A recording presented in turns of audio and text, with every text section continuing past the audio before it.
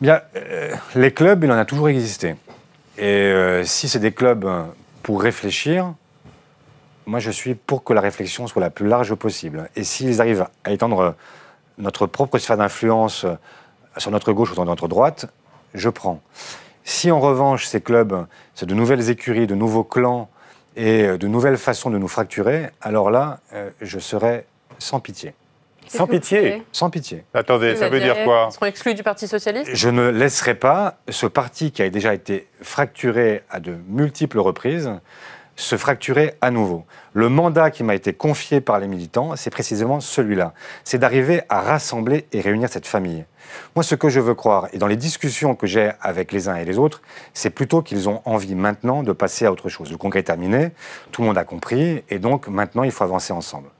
Mais s'il y avait la volonté, effectivement, de rejouer à l'infini ce que nous avons connu, les congrès de Rennes, de Reims, enfin, vous pouvez citer tous ces congrès qui ont été épouvantables. Et ces 5 ans que nous venons de passer, au cours desquels personne ne s'est sauvé. En fait, ni les frondeurs ni les légitimistes, au bout du compte, n'ont réussi à faire entendre leur voix. Nous avons été ensemble disqualifiés. Donc, soit on pense que cette disqualification n'est pas une bonne leçon à retenir, et on continue, soit on pense au contraire que quand trop c'est trop, on arrête. Eh bien moi je pense que trop c'est trop. Donc vous n'hésiterez pas à montrer que vous êtes aussi un homme d'autorité.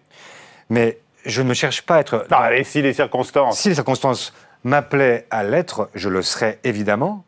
Mais je ne cherche pas à montrer que mes petits muscles, mes petits bras, etc., à faire semblant. Je ne cherche pas à dire que je suis le nouveau conducteur. Je dis simplement qu'il y a un moment où ce que me demande le mandat que j'ai reçu de ce congrès, c'est effectivement de faire en sorte que soit respecté un collectif. Donc ne pas franchir une ligne rouge. Il y a des lignes à franchir, et la ligne, elle est simple, c'est le respect d'une discipline collective. C'est-à-dire qu'on débat autant qu'il est souhaitable, mais une fois que le débat a été tranché, il y a une parole qui est une parole unique. Ça ne veut pas dire qu'il y a une voix unique.